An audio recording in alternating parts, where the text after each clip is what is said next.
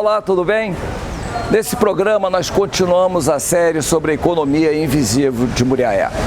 Já falamos sobre o polo da moda, falamos sobre a piscicultura e nesse programa, gravado no dia 26 de março de 2008, nós abordamos a produção leiteira do município de Muriaé. Na ocasião, nós convidamos o Manuelzinho Carvalho e o Edson Cury para abordarmos esse fantástico universo da cadeia produtiva do leite de Muriaé. Muriaé sempre abasteceu os grandes centros com leite. Mas como é que esse leite chegava, por exemplo, no município do Rio de Janeiro, lá na década de 40, se não havia ainda Rio Bahia? Não sabe não? Então você vai ficar sabendo. Seja bem-vindo ao Muriaé em Foco.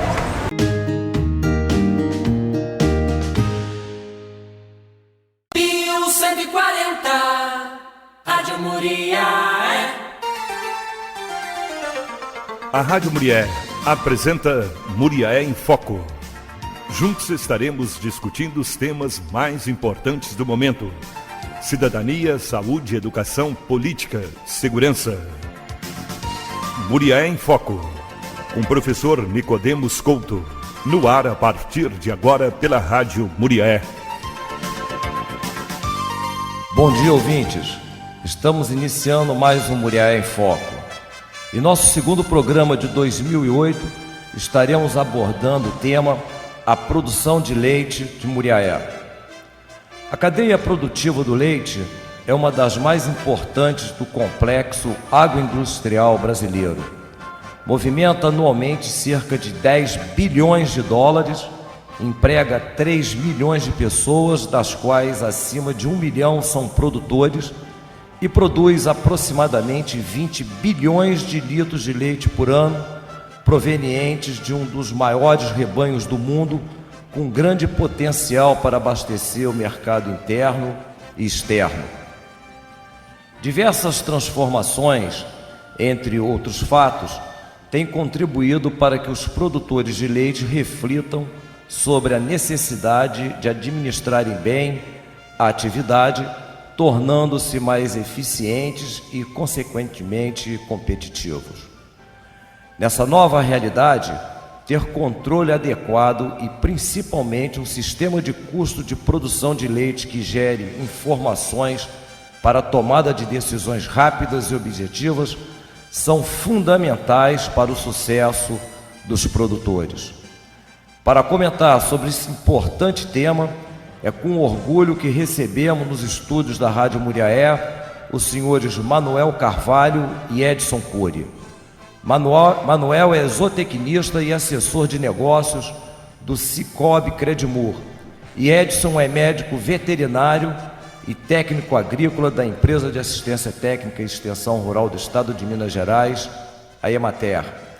Manuel Carvalho e Edson Cury, bom dia e sejam bem-vindos ao programa Muriaé em Foco. Bom dia, professor Nicodemos, bom dia, Manuel, bom dia aos ouvintes da Rádio Muriaé.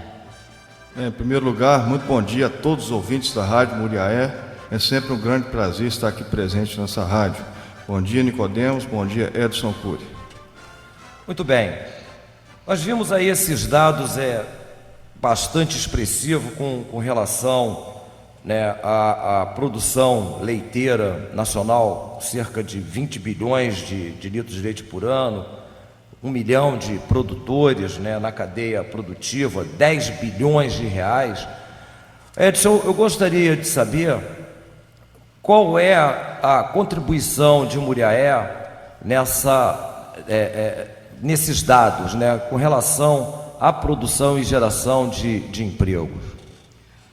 Olha, professor, a contribuição, né, da pecuária de leite em Muriaé para a economia talvez seja maior ainda do que é a contribuição da pecuária para o país, né? Muriaé já, talvez aí há quase 100 anos ou mais de 100 anos, já produz leite, né? Nós aqui, quando a gente vê falar aqui em Muriaé na congelação, né? Que na época das vias férreas aí, já levavam o nosso leite congelado para o mercado do Rio de Janeiro. Quer dizer, aqui já produz leite e exporta leite, e os produtores e a economia, né, gira através do leite talvez seja a primeira atividade econômica do município e ela hoje é muito forte e no setor rural ela é a mais forte que tem, né? Hoje o leite em Muriaé emprega talvez umas 3.000 pessoas, né? Nós temos hoje 1.500 propriedades rurais, umas 1.000 no mínimo produz leite, né? Quer dizer, mais de 70% da atividade rural é o leite. A economia, né? Então tem no leite, né, a principal atividade. Então ela é muito importante. O nosso rebanho hoje é bastante grande, né? Eu acho que tem umas 20.000 vacas, produz muito leite, exportamos muito leite, geramos muito emprego e ela é muito representativa mesmo e é a principal atividade econômica, né, rural, é a pecuária de leite em Muriaé. Certo. Você, como técnico agrícola da Emater, uma pessoa que está em permanente contato com os produtores, e a maioria desses produtores são pequenas propriedades familiares, eu gostaria que você falasse aqui para os nossos ouvintes quais as técnicas de produção aplicadas na pequena propriedade familiar. Bom, a pequena propriedade familiar, né, a agricultura familiar, é a principal, é o grande número, né, de produtores de leite de Muriaé. Talvez uns 50% da produção de leite hoje esteja na mão dos pequenos. E esse também é o público nosso da Emater, né? Nós somos uma empresa pública, né, com dinheiro público aí, responsável por assistência técnica à agricultura familiar. A grande agricultura já não é com a gente.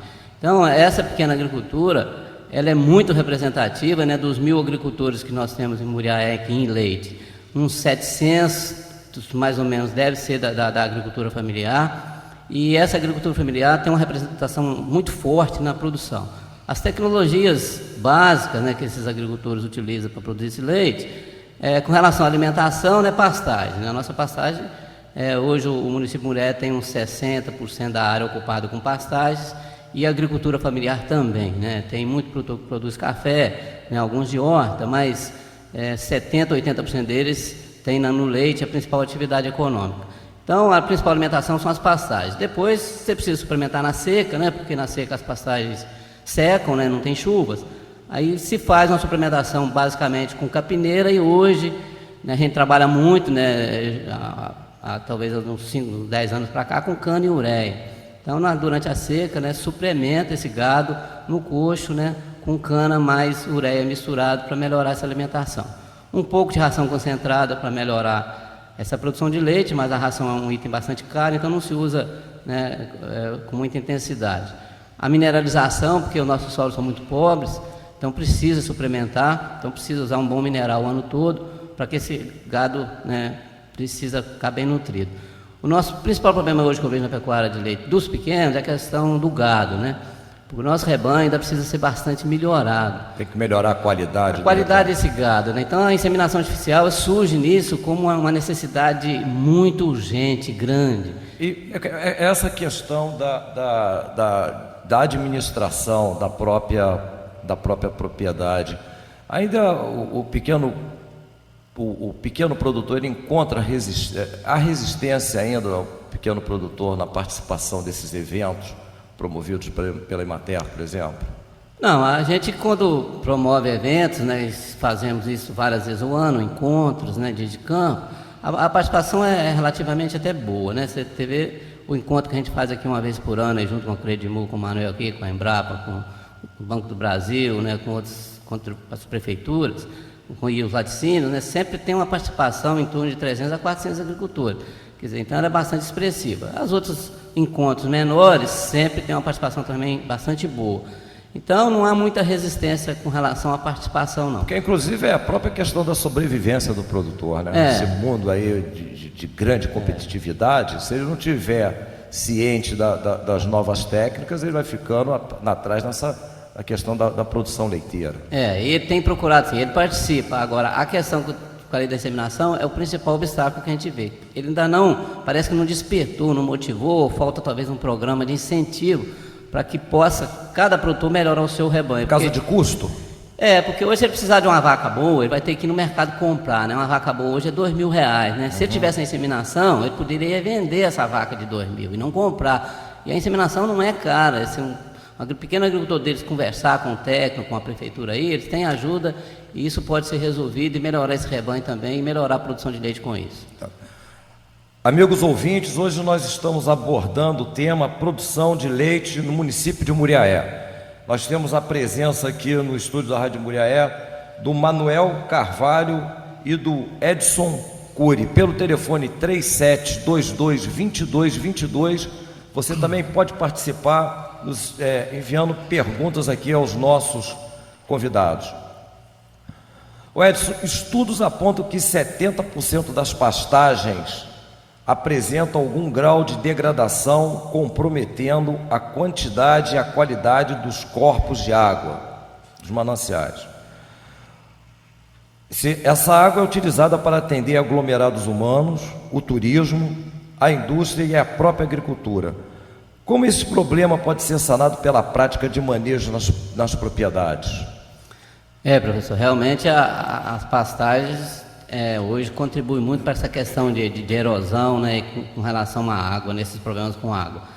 E Muriaé, né, tem 70%, 60%, 70% da área ocupada com pastagens. Minas Gerais também deve estar nessa proporção. Então, daí você vê como é grave nesse problema de erosão, de perda de água através das pastagens.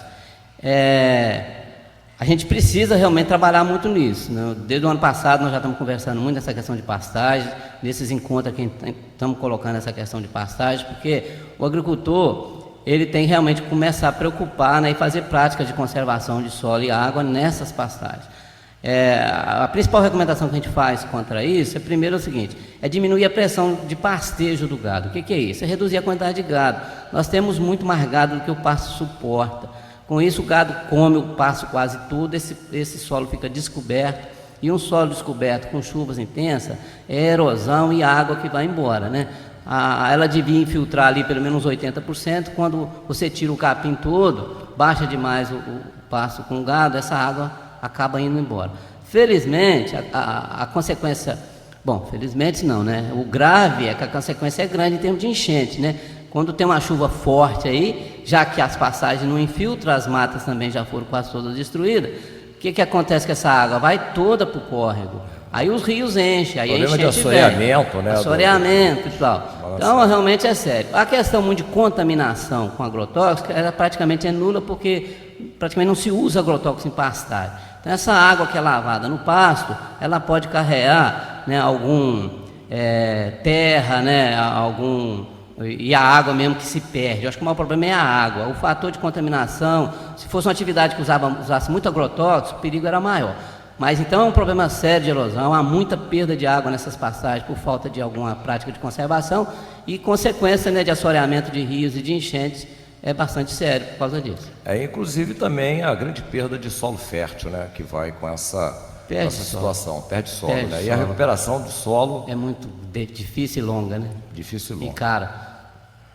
Bom, a imprensa tem divulgado a preocupação constante do mercado internacional com a qualidade dos alimentos produzidos no Brasil, em especial com os de origem animal.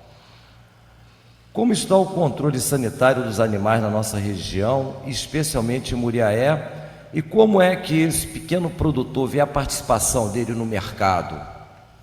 Eu digo isso, só completando aqui, né, agora nas férias eu fiz uma viagem e pude observar em grandes redes, né, de supermercado, né, o produto de Muriaé nas prateleiras.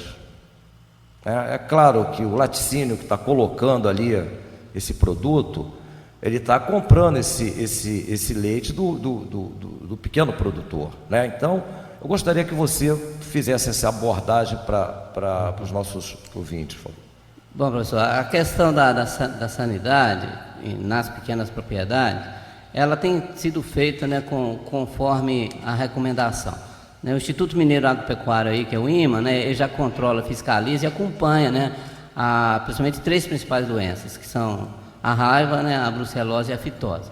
Então agora mesmo nesse mês de março nós estamos, né, num mês de campanha, né, vacinação de afitose, em que todos os agricultores têm que vacinar o seu gado contra a afitose, que a afitose é uma doença, né, extremamente importante e grave com relação à produção, produtividade, com relação ao mercado, né, que se tiver, né, não se compra leite de país que tem afitose. A raiva também é obrigatória vacinar, se vacina todas as bezerras fêmeas, então tem um controle bom. E a raiva também, porque a mortalidade é grande e o risco, né, para humanos é grande, então se vacina. Então essas 3 vacinas estão controladas e não há risco, né, em leite com relação a essas 3 doenças, né, que é a raiva, a brucelose e a fitose. As outras práticas sanitárias, além dessas, né, que é a vermifugação, né, a doença mal de ano, também são feitas, né, com bastante precisão. Então, com relação à parte de sanidade nas propriedades, ela é bastante boa. Ainda tem que melhorar um pouco a questão da qualidade de leite, com relação à higiene, né, a refrigeração desse leite, o transporte desse leite. Mas já muito foi feito também, depois dessa Instrução Normativa 51 do Ministério da Agricultura, e o nosso leite tem melhorado bastante a qualidade a nível de propriedade. Com relação ao mercado, o que você falou é verdade, né? Eu mesmo tenho uma filha que mora no Rio, de vez em quando estou lá naqueles mercados, eu compro leite de Muriaé lá, né? Compro queijo. A gente vai viajar para o Espírito Santo, tem leite de Muriaé, tem queijo de Muriaé, tem iogurte de Muriaé. Então, realmente, é um orgulho pra gente, né? Então, realmente, por isso que eu te falei, o mercado, o leite Muriaé tem uma representatividade muito grande. Eu acho que em termos até do PIB, né, de Muriaé, eu acho que o leite contribui no mínimo com uns 30% do PIB de Muriaé. Né? Então, realmente é uma atividade rural importante, mas muito importante também para o município. Gerando aí uma série de empregos indiretos, né? Porque 70% do nosso leite é exportado aí para o Espírito Santo e para o Rio de Janeiro. Então, gera muito emprego em Muriaé e gera muita receita para o município. Nós temos aqui um grupo de laticínios forte, mais de uns 300 mil litros de leite é processado aqui. Quer dizer, é uma atividade extremamente importante que gera muito emprego e gera muita renda para esse município novo. Manel, apesar da participação importante na economia mineira, a produção leiteira tem experimentado crises cíclicas, né? As crises vão e voltam, que acabam por desanimar os produtores rurais que tentam sobreviver do negócio. Como superar essas dificuldades em tempo de crise? Em primeiro lugar, é bom sempre lembrar que a região da Zona da Mata Mineira hoje é uma das regiões mais pobres quando se faz a comparação, por exemplo, na questão da renda per capita. Né? Das 10 regiões do estado de Minas hoje, a Zona da Mata só está na frente da região norte de Minas Gerais.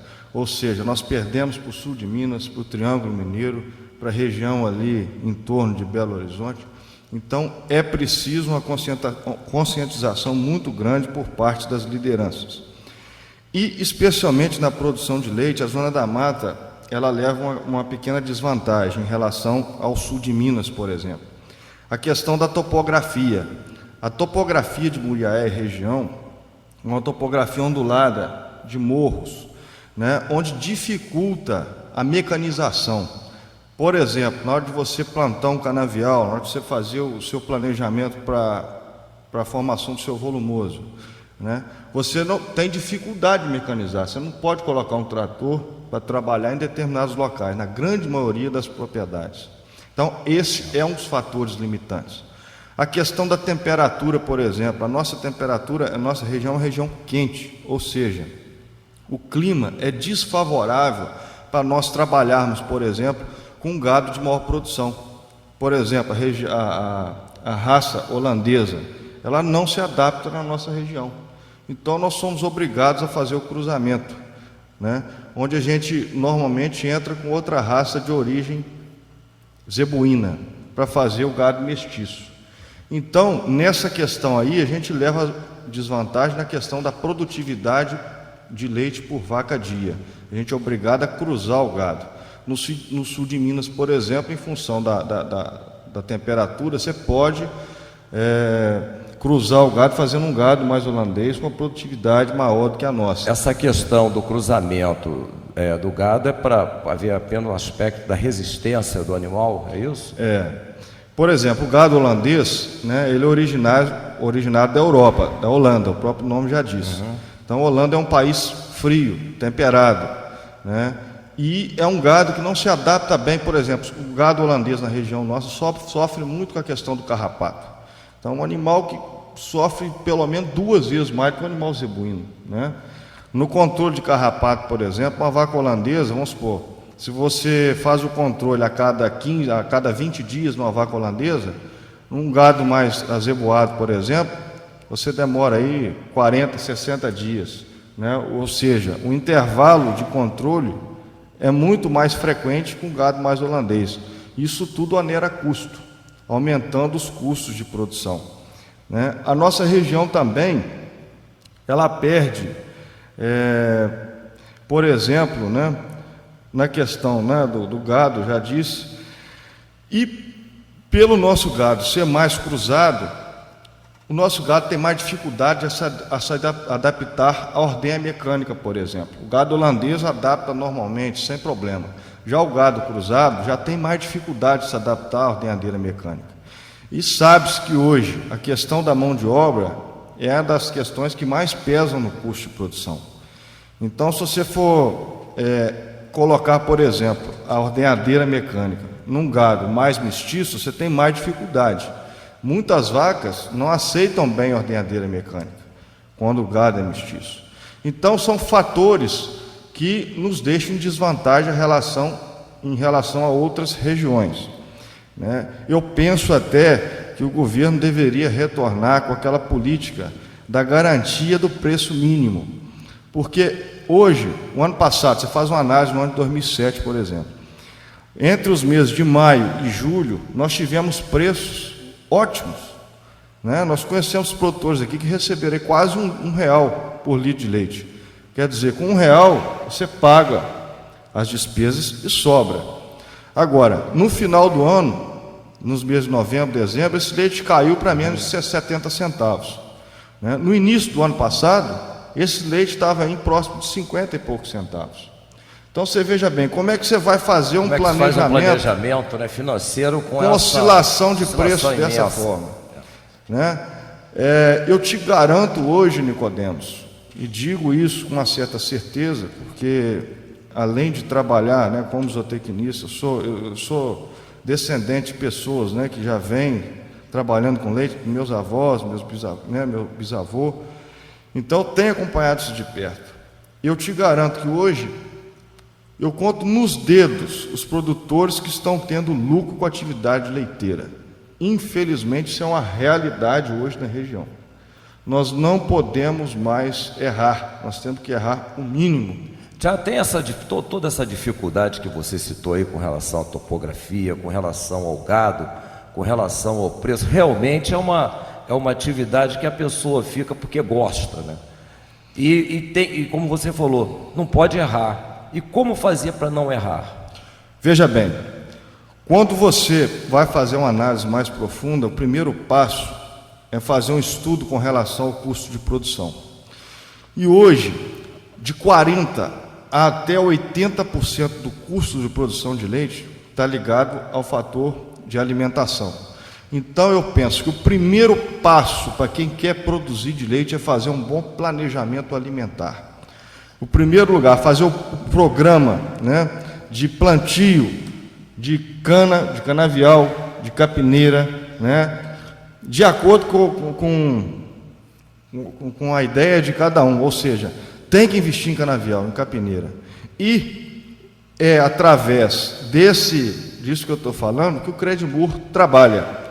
Hoje, por exemplo, o Departamento de Campo da Credimur, ele trabalha incentivando o tempo inteiro um investimento em canavial. Acompanhamento técnico lá na propriedade. Principalmente levando em consideração o investimento em alimentação animal.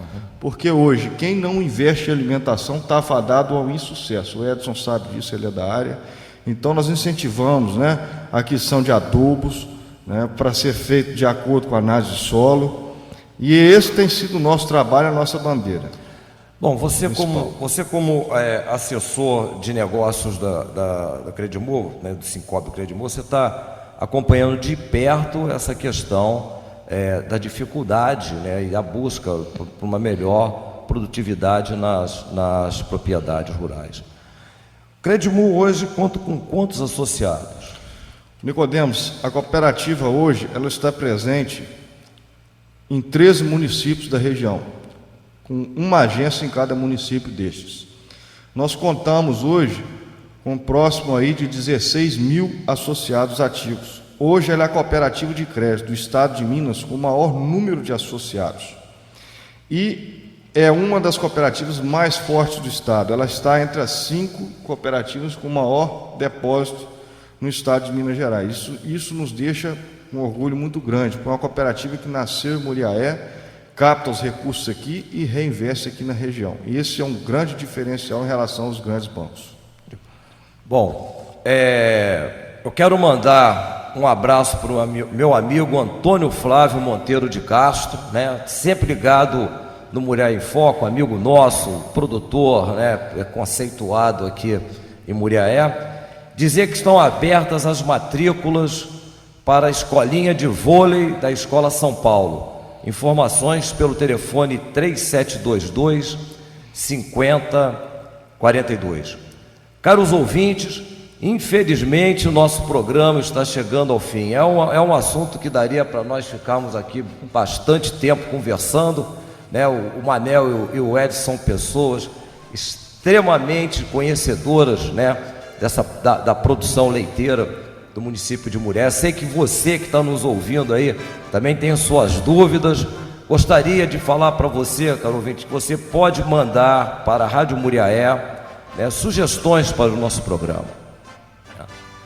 Infelizmente o nosso programa está chegando ao fim. Manuel Carvalho e Edson Cury, agradeço a participação de cada um no Muriaé em Foco, e os microfones da Rádio Muriaé estão à disposição para suas considerações finais.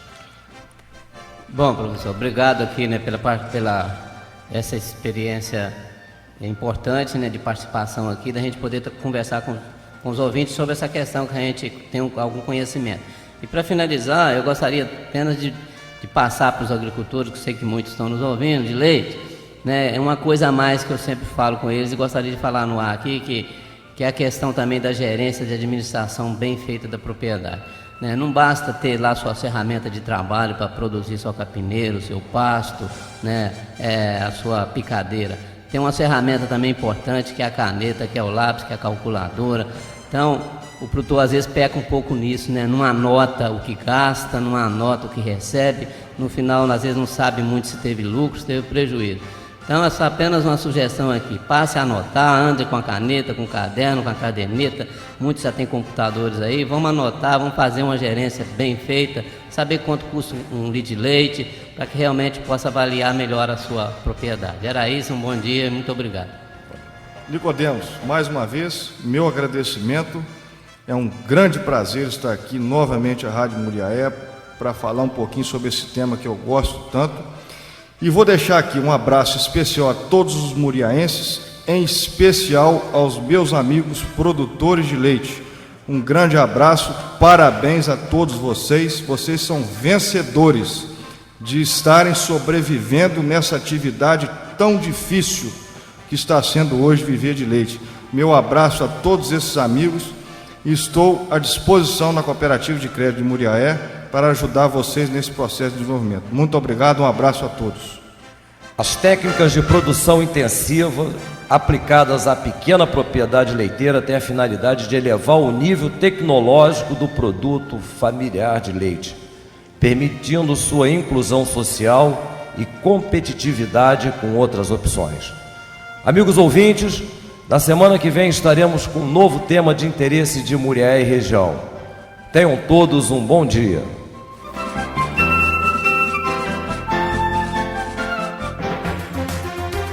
Apresentamos Muriaé em Foco, um novo programa com a discussão dos temas mais relevantes na próxima terça-feira, às 7h30 da manhã, aqui pela Rádio Muriaé.